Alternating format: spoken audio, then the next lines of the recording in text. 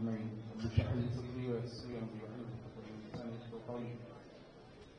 अलैकुम वरहमतुल्लाहि वबरकातुहू। जनाब सदर मोहतरम all India Muslim personal law board, general secretary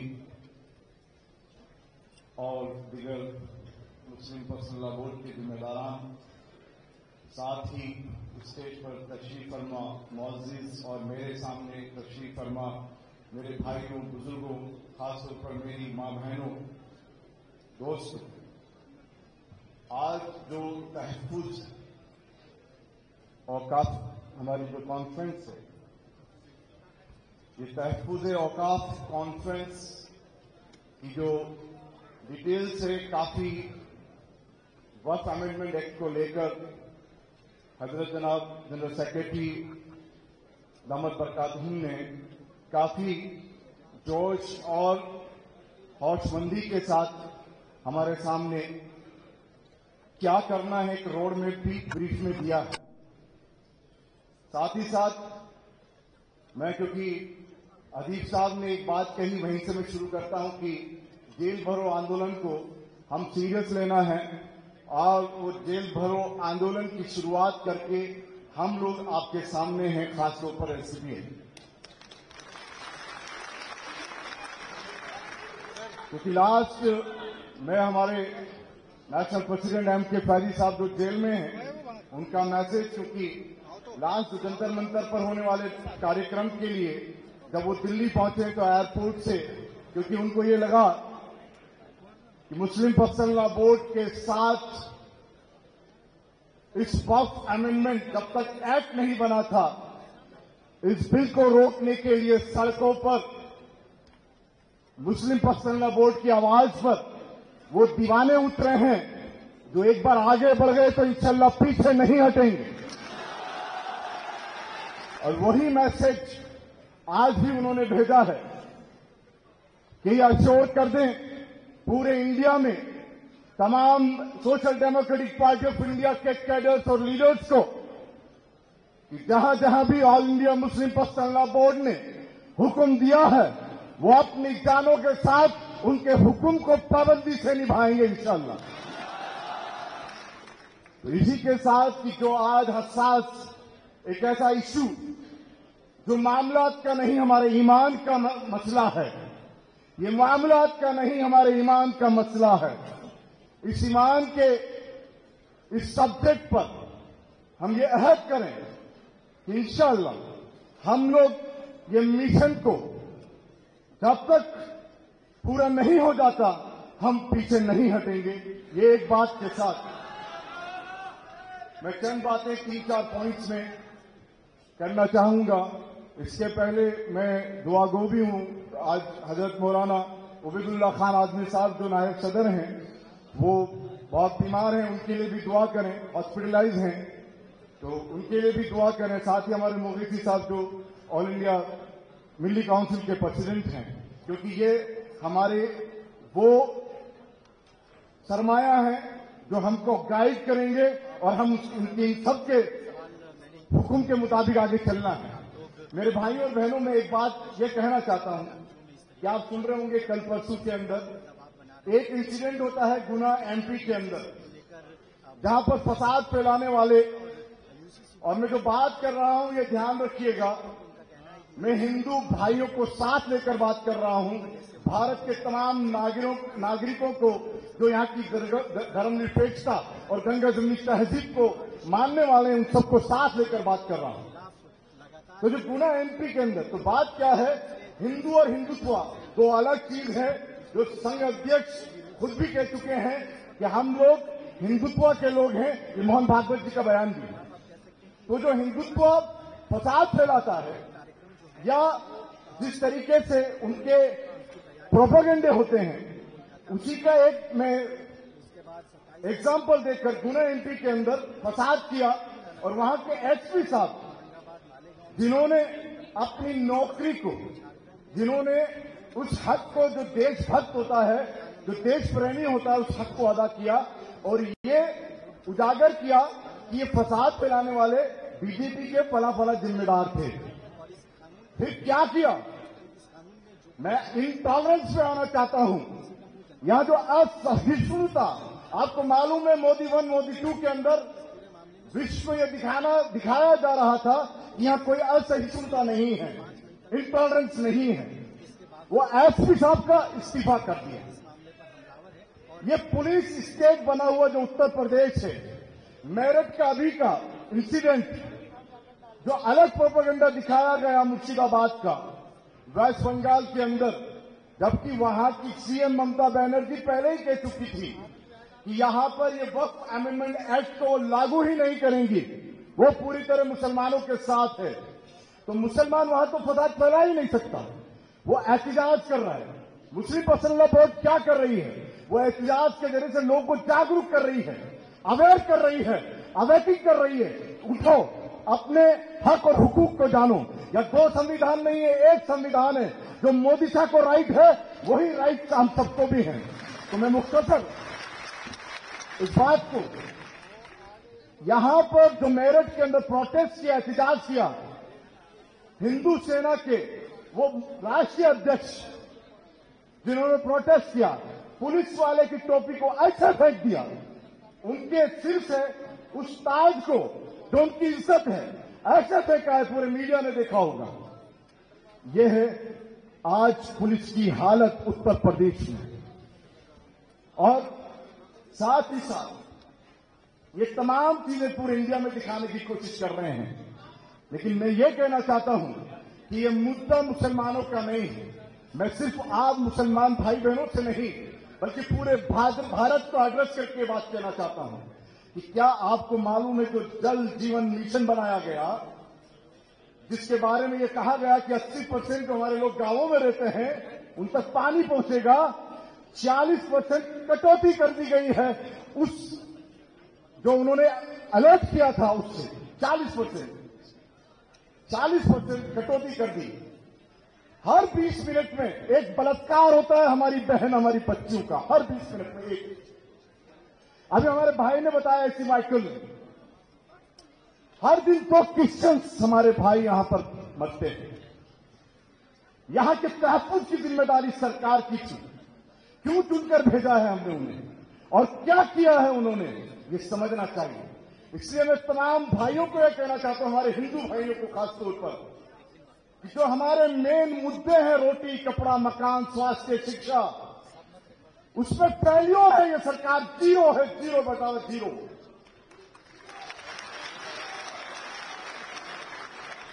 उन गुनाहों को छुपाने के लिए ये मुस्लिम हिंदू 370 ट्रिपल तलाक मदरसा और फिर वर्क फोर्स, फिर आगे यूसीसी की तैयारी कर रही है। इससे किसी भी हिंदू भाई को फायदा होने वाला नहीं है, ये मैं साफ कह देना चाहता हूं। जब बेरोजगारी बढ़ रही है तो मुसलमान माइनॉरिटी है, वो बेरोजगारी में कम होगा, हमारे हिंदू भाइयों की बेरोजगारी ज्यादा होगी। जब भूखमरी हो रही है इस वक्त में, तो जो भूखमरी है हमारे हिंदू भाइयों की है। जब किसानों की समस्या आ रही है तो मेजोरिटी का हमारे हिंदू भाइयों के किसानों को वो समस्या है। ये हर एक तरह से समझना है कि ये लोग यहां पर किसी हिंदू के सगे नहीं है, या किसी मुस्लिम के सगे नहीं है, या किसी सिख के सगे नहीं है, किसी ईसाई के सगे नहीं है, बल्कि ये लोग देश के गद्दार लोग हैं। ये लोग वो हैं जो नाथूराम गोडसे के मंदिर को बनने देते हैं। ये वो लोग हैं जो सावरकर के अनुयायी हैं, जिन्होंने लिख कर चिट्ठियों में समझौते किए हैं। और उसी के पीछे आज नीतीश कुमार और चंद्रबाबू नायडू भी दूसरे सावरकर बनने जा रहे हैं देश के। बहुत बहुत शुक्रिया। जय हिंद, जय भारत, जय सीपीआई, जय मुस्लिम पर्सनल लॉ बोर्ड। अस्सलाम वालेकुम व रहमतुल्लाहि व बरकातहू।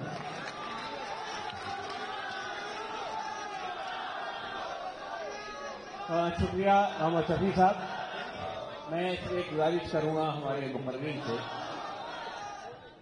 कि हमारा ये कॉन्फ्रेंस तहफ़्फ़ुज़ औक़ाफ़ की कॉन्फ्रेंस है। बहुत सारे इशूज़ हैं जिस पर गुफ्तगू की जा सकती है, लेकिन हम अपनी बात को अगर इस तक महदूद रखेंगे तो शायद हम फोकस रहेंगे। अब मैं वेलफेयर पार्टी ऑफ इंडिया के नेशनल प्रेसिडेंट डॉक्टर रईसुद्दीन साहब से गुजारिश करता हूँ कि 3 मिनट में अपनी बात। इख्तिसार बहुत जरूरी है, इसलिए कि हमें कई अहम मुकर्रीन को सुनना है। अभी इस वक्त सरदार रियाज सिंह साहब से गुजारिश करूंगा, उसके बाद मौलाना कल्बी जब्बार साहब हैं, फिर हमारे खुद सदर साहब हैं और भी कई अहम हैं, सादुल्ला हुसैनी साहब हैं। तो मेरी गुजारिश ये है कि हमारे मुकर्रीन इख्तिसार का लिहाज जरूर होता है।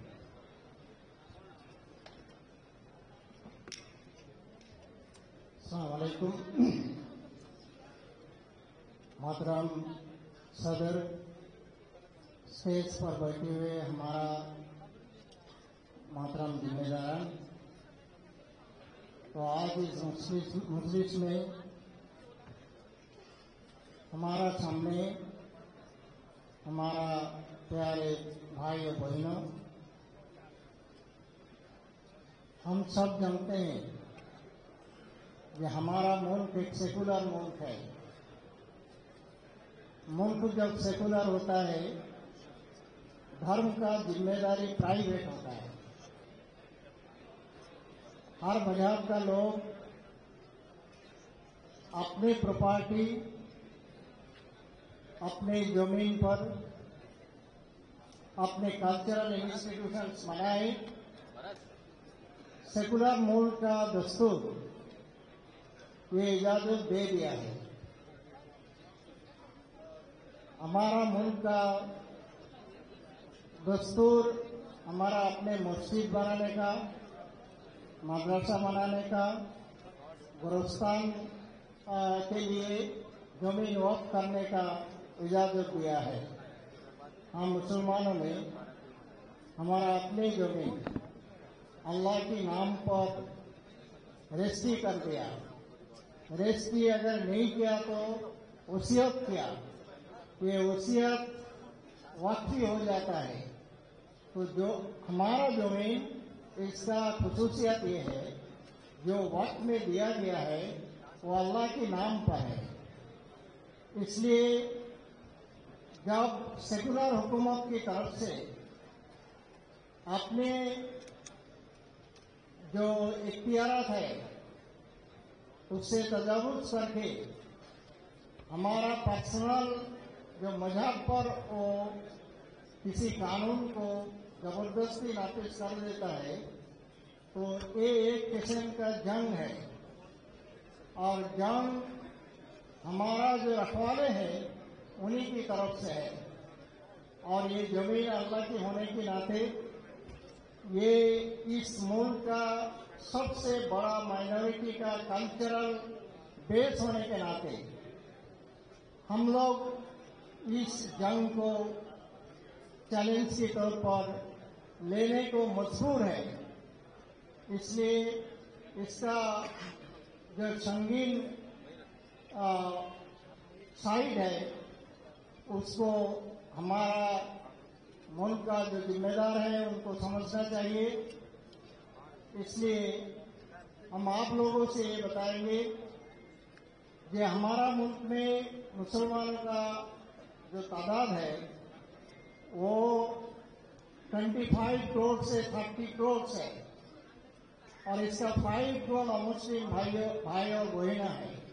हम अगर एक मुसलमान 4-5 गैर मुस्लिम भाई और बहन के पास जाके बताए हमारा मसला, उनको कन्विंस करें और इस मसले को हल करने के लिए हमारा साथ देने के लिए अपील करें, तो ये मुमकिन है कि इस मुल्क का जो सेकुलर डेमोक्रेटिक जो पीपल है वो हमारा साथ देंगे और हमारा ये लड़ाई उस वक्त तक जारी रहेगा जिस वक्त तक इस कानून को वापस ना लिया जाए।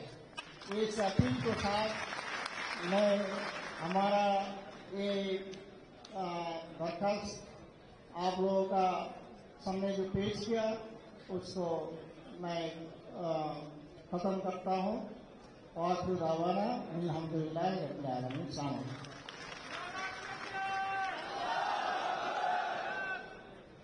अब मैं मोहतरम यासीन उस्मानी साहब को बुलाने से पहले साहिब अंसारी साहब जो बहुजन समाज पार्टी के मेंबर हैं और एक्स मेंबर पार्लियामेंट हैं, उनसे गुजारिश करता हूं कि इख्तितार करती बात करें।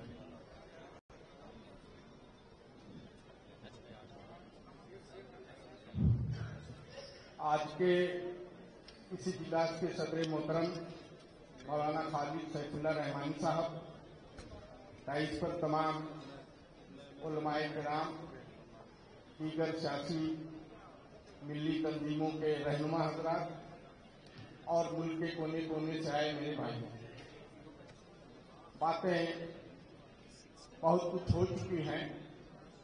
मैं सबसे पहले तो मुस्लिम पर्सनल लॉ बोर्ड का, खास तौर से मौलाना खालिद सैफुल्लाह साहब का शुक्रिया अदा करना चाहता हूं कि वक्फ बिल आने से पहले इन्होंने शुरुआत कर दिया एहतजाज का, और जंतर मंतर पे रमजानुल मुबारक के महीने में इतना कामयाब प्रोग्राम हुआ और उसको रोकने की कोशिश की गई, जगह जगह मुंतशिर करने की कोशिश की गई, लेकिन अल्लाह का शुक्र है कि बहुत शांतिमय तरीके से वो प्रोग्राम हुआ।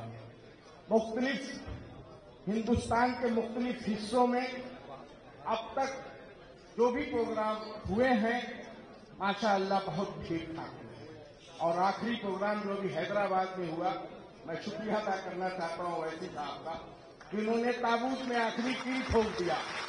जाओ तेलंगाना में, और मैं कहूंगा मुस्लिम पर्सनल लॉ बोर्ड के साथियों से, अपने जिम्मेदारों से, कि यूपी मत छोड़िए, देर न करिए। कुछ लोग ये कहते हैं हम योगी से डरते हैं। अरे योगी मोदी हम किसी से नहीं डरने वाले हैं। इन उलमाओं की दुआएं काफी हैं तुम्हारे बुलडोजर के रुख को मोड़ देंगी। क्या समझते हो? इसलिए मैं कहना चाहता हूं कि देर नहीं होनी चाहिए, यूपी में भी प्रोग्राम होना चाहिए। मैं यूपी वक्फ बोर्ड का मेंबर रहा हूं पार्लियामेंट कोटे से। मैंने देखा है कि उत्तर प्रदेश में बहुत बड़ी जायदादें वक्फ की पड़ी हुई हैं, जिनको सरकारों ने कब्जा कर रखा है।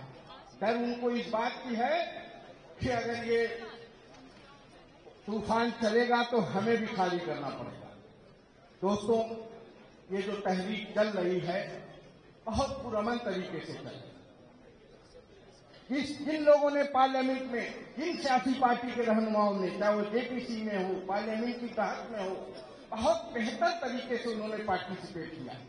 जो भी आंदोलन हो रहे हैं बहुत ढंग से हो रहे हैं। सरकार घबराई हुई है। मैं बार बार कहता हूं कि मत उलझो इन सीधे सारे मुसलमानों से, इसलिए ये पंजगाने उर्दू पांचों टाइम उर्दू बना के सही सलामत नमाज पढ़ते हैं, मुल्क की शामिलियत के लिए दुआ करते हैं। इनसे मत उलझो, ऐ मोदी, ऐ अमित शाह, इनसे मत उलझो। हम सबसे बड़ी अक़लियत हैं, छोटी छोटी अक़लियतें भी हैं, उनके ऊपर भी नंबर आने वाला है। हमको आजमाया गया है, इसलिए हम कहते हैं कि हमसे मत उलझो। हमसे उलझे तो मसनद उलट जाएगी, हमसे उलझे तो मसनद उलट जाएगी। आप रहिए जरा अपनी औकात में, मैं कहना चाहता हूं। इसलिए मैं बात लंबी नहीं करूंगा, तमाम यहां दीगर उलमाए किराम बड़े लोग हैं।